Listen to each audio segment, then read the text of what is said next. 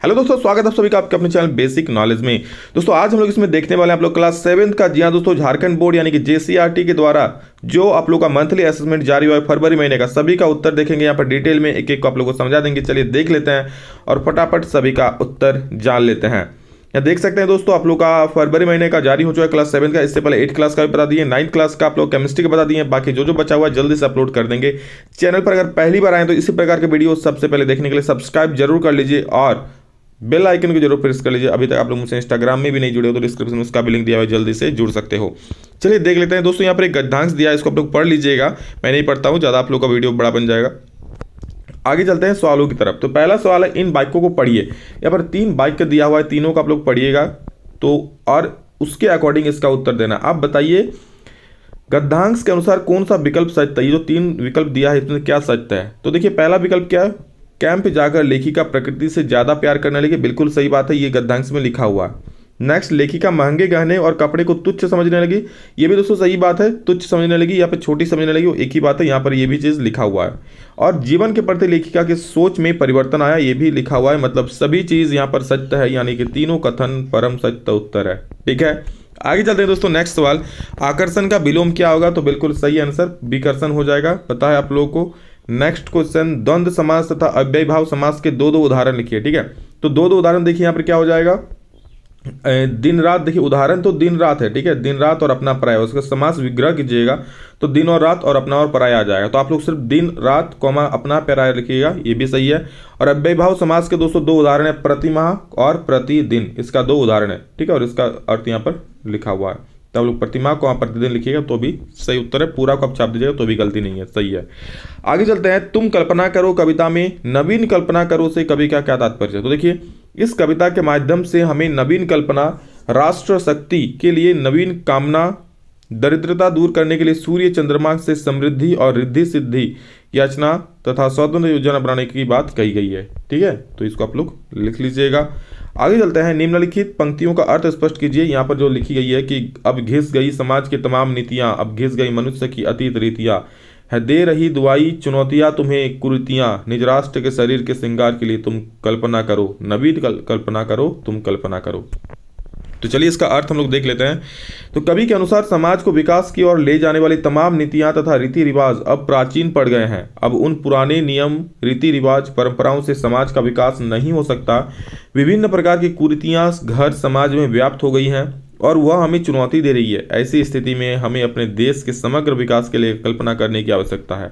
ठीक है, और हम नित्य नवीन कल्पना करके देश की सामाजिक, राजनीतिक, आर्थिक और सांस्कृतिक विकास कर सकते हैं। यानी कि दोस्तों नई नई कल्पना करके, पुराने विचारों को छोड़ करके नई कल्पना करके हम लोग देश को आगे बढ़ा सकते हैं। आगे दोस्तों इंग्लिश का है, हिंदी हम लोग का समाप्त हो चुका। इंग्लिश में एक छोटा सा यहाँ पर पैराग्राफ दिया है, इसको आप लोग पढ़ लीजिएगा और उसके अनुसार इसका आंसर देना है। The given stanza talks about, तो दोस्तों ये फ्रेंडशिप के बारे में कह रहा है, इसलिए इसका ऑप्शन बी बिल्कुल सही हो जाएगा, फ्रेंडशिप।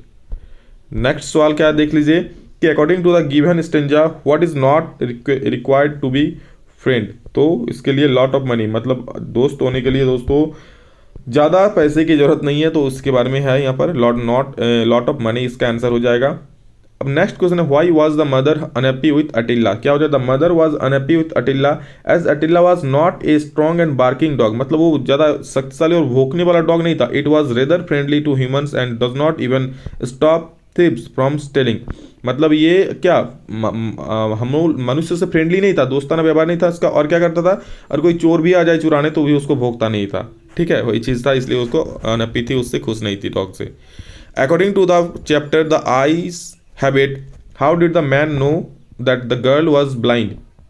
तो देख लीजिए, the narrator was also blind so he asked one of the passenger to describe the girl.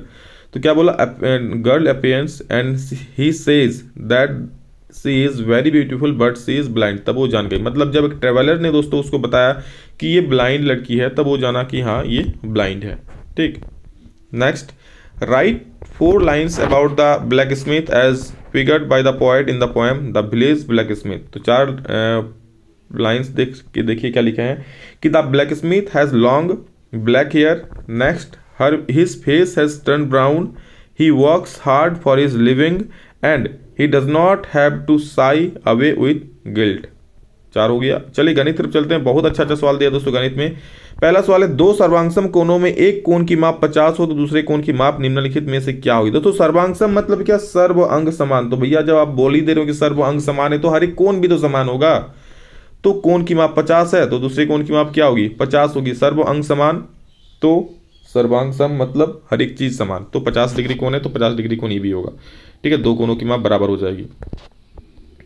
Next क्या है, एक आयत जिसकी लंबाई 24 मीटर तथा चौड़ाई 18 मीटर है तो आयत का क्षेत्रफल ज्ञात करें। तो बिल्कुल आसान सा आंसर है। आप लोग जानते हैं आयत का क्षेत्रफल क्या होता है, तो लंबाई गुने चौड़ाई होता है। आप लोग इसको बनाना नहीं है, बस आंसर लिख देना है। तो जस्ट गुना कीजिए, 24 गुने 18 का आप लोग गुना कर दीजिएगा, 24 गुने 18 कीजिएगा तो दोस्तों इसका फाइनल आंसर जो आ जाएगा आप गुना करके आप लोग 432 सेंटीमीटर स्क्वायर यानी कि 432 वर्ग मीटर इसका आंसर आ जाएगा। ठीक है, नेक्स्ट चलते हैं आप सब्जेक्टिव सवाल की तरफ। देखिए 3 सवाल है, अच्छे से देख लीजिए। पहला सवाल है कि 7 सेंटीमीटर भुजा वाले एक संभव त्रिभुज की रचना करना है। सेकंड है 16,900 वर्ग मीटर क्षेत्रफल वाले वर्ग का विकर्ण ज्ञात करना है। और एक चीज है, यहाँ पर एक फिगर दिया है, उसमें आप लोगों को इस छायांकित भाग, मतलब ये जो छायांकित भाग दिख रहा है ना नीला नीला, इसका आप लोग को एरिया निकालना है। ठीक है, तो इसको पहले समझ लीजिए कैसे निकालेंगे। ये क्या, एक समांतर चतुर्भुज है। तो समांतर चतुर्भुज में दोस्तों इस त्रिभुज को अगर हम लोग घटा दें, ये वाला त्रिभुज जो इसको घटा दे तो क्या हम लोग छायांकित भाग बच जाएगा। तो ऐसे ही बनाएंगे। चलिए देख लेते हैं। अभी तक अगर सब्सक्राइब नहीं किया तो प्लीज कर दो, मेहनत से वीडियो बनाते हैं, एक सब्सक्राइब तो करना बनता है यार। तो सभी को शेयर भी जरूर कर दीजिए ताकि जिसको भी यहाँ पर जरूरत पड़े सभी कोई देख पाए। तो सबसे पहले त्रिभुज कैसे बनाइएगा वो देख लीजिए। क्या कीजिएगा आप लोग, एक 7 सेंटीमीटर स्केल से यहाँ पर एक लाइन माप लीजिएगा और आपका कॉम्पस होगा, कॉम्पस में पेंसिल लगाइएगा और कॉम्पस का जो कोना होगा यहाँ पर बैठा दीजिए इस गुलपुटरी में। अब यहाँ पर बैठाने के बाद 7 सेंटीमीटर नाप लीजिएगा। ठीक है, मतलब आप कॉम्पस खोले, पेंसिल यूज करके कॉम्पस में क्या 7 सेंटीमीटर नाप लिए और पुटरी को, मतलब कॉम्पस का पुटरी को यहाँ पर बैठा करके एक चाप इधर हम लोग ऐसे करके काटेंगे। ठीक है, ऐसे करके एक चाप काटे मान लीजिए। फिर उसी को बिना हिलाई डुलाई उतना ही साइज में 7 सेंटीमीटर में यहाँ पर बैठाएं और यहाँ पर बैठाने के बाद यहाँ पर फिर से और एक बार हम ऐसे करके काटें। तो जहाँ पर दोनों बिंदु कटेगा बस यहाँ पर, यहाँ से इसको मिला दीजिए, यहाँ से इसको मिला दीजिए और लिख दीजिए 7 सेंटीमीटर 7 सेंटीमीटर। आप लोग बन गया समबाहु त्रिभुज। नाउ नेक्स्ट क्वेश्चन दोस्तों यहाँ देख लीजिए क्या दिया है कि वर्ग का क्षेत्रफल दे दिया था आप लोग बताएं। तो वहां से हम वर्ग का भुजा निकाल लेंगे क्योंकि वर्ग का क्षेत्रफल हम लोग जानते हैं ए स्क्वायर होता है। तो ए बराबर क्या हो जाए अंडर रूट 16,900। तो उसका वर्गमूल निकालिएगा। हम लोग जानते हैं 169 का 13 होता है और 2 0 का 1 0 मतलब 130, इसका वर्गमूल निकल जाएगा, निकाल लीजिएगा आप लोग। ठीक है, नेक्स्ट है दोस्तों वर्ग का विकर्ण निकालना है। तो हम लोग जानते हैं वर्ग का विकर्ण का क्षेत्रफल होता है √2a। तो √2 लिख दिए, √2 और a का वैल्यू हम पहले ही निकाल चुके हैं 130, तो वहां पर 130 हम रख दिए। तो √2 इंटू 130। अब √2 का वैल्यू कितना होता है 1.41, तो 1.41 इंटू 130 को गुना कीजिएगा तो 183.3 इसका सही आंसर हो जाएगा। और एक चीज यहाँ पर देख लीजिए दोस्तों, यहाँ पर सेंटीमीटर में है कि मीटर में है, कुछ में नहीं दिया, वर्ग मीटर में है ना, वर्ग मीटर में मतलब मीटर स्क्वायर में है। तो यहाँ पर हमको क्या निकलने वाले वर्ग का विकर्ण, तो ये मीटर में हो जाएगा। यहाँ पर मीटर लिख दीजिएगा। ठीक है, मेरा से छूट गया सॉरी, लेकिन आप लोग लिख दीजिएगा। ठीक है ना, ठीक है दोस्तों, एक क्वेश्चन को अच्छे से देख लीजिएगा, यही सही है आप लोग का। आगे देख लीजिए 5 नंबर क्या है, आधार 6 सेंटीमीटर दिया है, ऊंचाई 4 सेंटीमीटर दिया है, जैसे मैंने आप लोग फिगर में दिखा दिया। ठीक है, तो छायांकित भाग का कैसे निकालेंगे, समांतर चतुर्भुज का क्षेत्रफल और माइनस इस त्रिभुज का कर देंगे तो हम लोग को छायांकित भाग निकल जाएगा। तो चलिए वही चीज करते हैं और देखते हैं।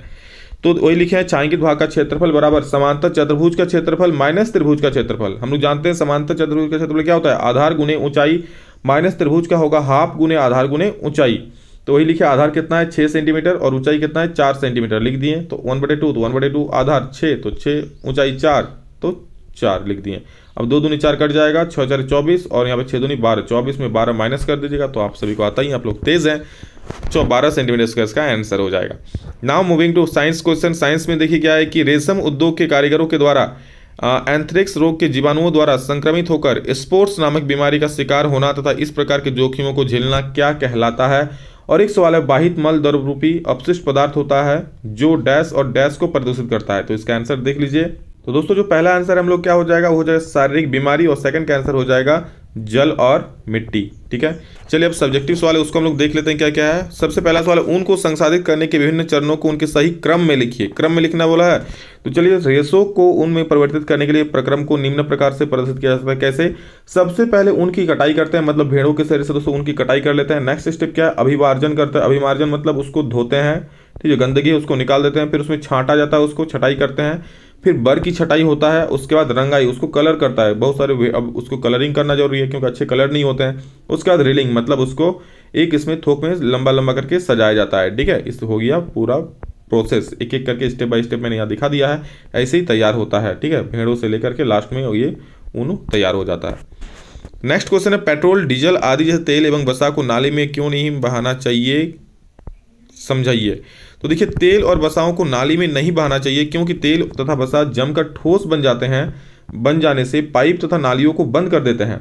खुली नालियों में तेल मिट्टी के कणों को जकड़ लेते हैं और वे मिट्टी के में छिद्रों को अवरुद्ध कर देते हैं। अब देखिए, खुली नाली में क्या होगा, मिट्टी में वो जाके चिपक जाएगा। जैसे मान लीजिए यहाँ पर मिट्टी है, ठीक है, अब यहाँ से वसा तेल बह के आएगा तो यहाँ पर छिद्र में घुस जाएगा, इसको प्लेन कर देगा, ठीक है। इसका जो जल सोखने की क्षमता होगी उसको खत्म कर देगा, ठीक है। तो छिद्रों को अवरुद्ध कर देते हैं जिससे नाली में उनकी पानी छानने की क्षमता कम हो जाती है, और जिसके कारण जो मिट्टी है पानी को छानता है उस क्षमता कम हो जाए, क्योंकि ये तो भाई जितने छिद्र है तेल और वसा से बंद हो चुके हैं, ठीक है। तो ये इसका सही आंसर हो जाएगा। नेक्स्ट, और में 5 का जो और में क्वेश्चन था उसको मैंने लिखा है दोस्तों कि संश्लेषित रेशों से बने वस्त्र का लागत मूल्य रेशमी वस्त्रों के मूल्य की तुलना में कम क्यों होता है, वर्णन करें। तो देख लीजिए, क्योंकि संश्लेषित रेशे मानव निर्मित रेशे होते हैं जिन्हें विभिन्न रसायनों की मदद से बनाया जाता है, जबकि रेशमी वस्त्र जो होता है का निर्माण रेशम कीट होता है उसके द्वारा होता है। रेशम का उत्पादन रेशम कीट के द्वारा होता है, रेशम कीट के द्वारा होता है, जो कि संश्लेषित रेशे की तुलना में ज्यादा खर्चीला होता है, ठीक है। रेशम कीट पालन जो होता है दोस्तों ज्यादा खर्चीला होता है, उसके जगह पर संश्लेषित रेशे जो मानव खुद निर्मित करते हैं रासायनों का यूज करके, वो सस्ता होता है, ठीक है, क्योंकि रेशम कीट में दोस्तों ज्यादा खर्चा आता है। सामाजिक विज्ञान में दोस्तों यहाँ पर एक ऑब्जेक्टिव सवाल है, देख लीजिए। यदि कोई व्यक्ति सोशल नेटवर्किंग वेबसाइटों ईमेल के जरिए बच्चों और महिलाओं को तंग करने धमकाने की कोशिश करता है तो उसे किस धारा के तहत दंडित किया जा सकता है। तो ये दोस्तों आप लोग का हो जाएगा IT एक्ट 66A, यानी कि ऑप्शन ए बिल्कुल आप लोग का सही आंसर हो जाएगा। नेक्स्ट क्वेश्चन दोस्तों देख लेते हैं, विश्व पर्यावरण दिवस कब मनाया जाता है। तो विश्व पर्यावरण दिवस दोस्तों 5 जून को मनाया जाता है, इसका ऑप्शन बी बिल्कुल सही हो जाएगा। किसी भी देश के इतिहास की जानकारी के लिए वहां की भौगोलिक परिस्थितियों को जानना आवश्यक है। भौगोलिक जानकारी का एक सशक्त माध्यम किसे माना जाता है। तो दोस्तों हम लोग जो मानचित्र होता है, मानचित्र का प्रयोग करके हम लोग भौगोलिक चीज के बारे में जानकारी प्राप्त कर सकते हैं, कहाँ पर नदी है, कहाँ पर खाड़ी है, जो भी चीज़ जानना है, तो इसका सही उत्तर मानचित्र हो जाएगा। नाउ अरे यार, नेक्स्ट क्वेश्चन हम लोग का कहाँ चल गया भैया। तो चलिए नेक्स्ट क्वेश्चन अब हम लोग देख लेते हैं। नेक्स्ट क्वेश्चन हम लोग का है जैव मंडल किसे कहते हैं, उदाहरण सहित बताइए। तो देखिए, जैव मंडल से तात्पर्य पृथ्वी के उस भाग से है जहां सभी प्रकार का जीवन पाया जाता है। पृथ्वी के 3 परिमंडल, स्थलमंडल, वायुमंडल और जलमंडल जहां आपस में मिलते हैं वही जैव मंडल, मतलब जहां जीवन पाया जाता है दोस्तों उसी को जैव मंडल कहते हैं। उदाहरण के लिए जल, वायु, भूमि इत्यादि, ठीक है, ये सब क्या है, जैव मंडल है। मध्यकाल के ऐतिहासिक स्रोत को उदाहरण सहित बताइए। तो देखिए, इस काल की विभिन्न प्रकार की रचनाओं में इतिहास की रचनाएं, शासकों की जीवनियां व आत्मकथाएं, प्रशासनिक फरमान संबंधी रचनाएं, साहित्यिक कृतियां व विदेशी यात्रियों द्वारा लिखित भारत के संबंध में यात्रा विवरण आदि इस काल के इतिहास को जानने के महत्वपूर्ण स्रोत हैं। यही चीज़ें आप लोग लिख दीजिएगा उसको। उदाहरण के लिए जैसे अकबरनामा में अकबर के जीवनी के बारे में लिखा गया है, ठीक है। तो यही दोस्तों ऐतिहासिक स्रोत है, जब विभिन्न जिसके जीवनी या फिर अकबरनामा, हुमायूंनामा जो भी लिखा हुआ है उससे उन लोगों के बारे में पता चलता है। आपने लोगों के द्वारा बच्चों को मानसिक या शारीरिक रूप से प्रताड़ित करते हुए देखा या सुना होगा, इस प्रकार के अमानवीय व्यवहार को उदाहरण सहित बताइए। तो देखना, हमने बहुत सारे ऐसे बच्चों को देखा है जिसे मानसिक रूप से अथवा शारीरिक रूप से प्रताड़ित किए जाते हैं, जैसे बच्चों को डराना यह मानसिक प्रताड़ना है, जबकि किसी बच्चे को मारना यह शारीरिक प्रताड़ना है। इससे बच्चों के मन में एक भय बैठ जाता है, बच्चे हर वक्त डरा सा रहता है। उदाहरण देख लीजिए, क्या काम करने वाले जगहों पर बच्चों को मानसिक और शारीरिक रूप से प्रताड़ित किया जाता है। जहाँ बच्चे काम करने आते छोटे छोटे, उन लोग को मारा जाता है, पीटा जाता है, जबरदस्ती कार्य कराया जाता है, जिससे उनका मानसिक और शारीरिक विकास रुक जाता है। संस्कृत में दोस्तों यह पढ़ लीजिएगा, गद्यांश अधोलिखित गद्यांश पठित्वा तथा धारितान प्रश्नान उत्तरत, तो यहाँ उत्तर दीजिएगा, ठीक है। पहला सवाल है, पिता इति पदस्य पर्यायं पद गद्यांश से किम अस्ति। तो इसका सही उत्तर दोस्तों पिता का अर्थ क्या होता है, जनक, तो ऑप्शन ए जनक हो जाएगा। नेक्स्ट, अनेके मृगा अत्र विशेषण पदं किम अस्ति। तो यहाँ देखिए इसका सही उत्तर हो जाएगा अनेके विशेषण पद हो जाएगा। यहाँ विशेषण पद पूछा है तो अनेके मृगा का अनेक मृगा है, यानी कि अनेके हो जाएगा इसका। नाउ पूर्ण वाक्य न उत्तरता, मयूर किंग करोति, तो मयूर शोभनं नृत्यति, नेक्स्ट है श्याम किन स गच्छति, तो श्याम जंतुशालाम गच्छति। और इसी के साथ दोस्तों आप लोग क्लास 7 का सारा उत्तर समाप्त होता है। सभी लोग जल्दी से लिख लीजिए और एक काम जरूर कीजिएगा, शेयर। जी हाँ दोस्तों, शेयर इज केयर, यानी कि सभी दोस्तों को शेयर जरूर कर दीजिएगा ताकि सभी को इसका लाभ मिले। जिन बच्चों तक पहुंच नहीं पाए, आपका कोई भी दोस्त अगर उनको मंथली असेसमेंट मिला हुआ है तो उनको जरूर शेयर कर दीजिएगा, वो भी खुद से इसका सॉल्यूशन कर ले। एक कदम हेल्प की तरफ बढ़ाइए, आपका भी जरूर अच्छा होगा। चलिए दोस्तों, love you all, thank you, love you. अभी के लिए इतना, फिर मिलेंगे नेक्स्ट वीडियो में जल्दी। तब तक के लिए जय हिंद, वंदे मातरम।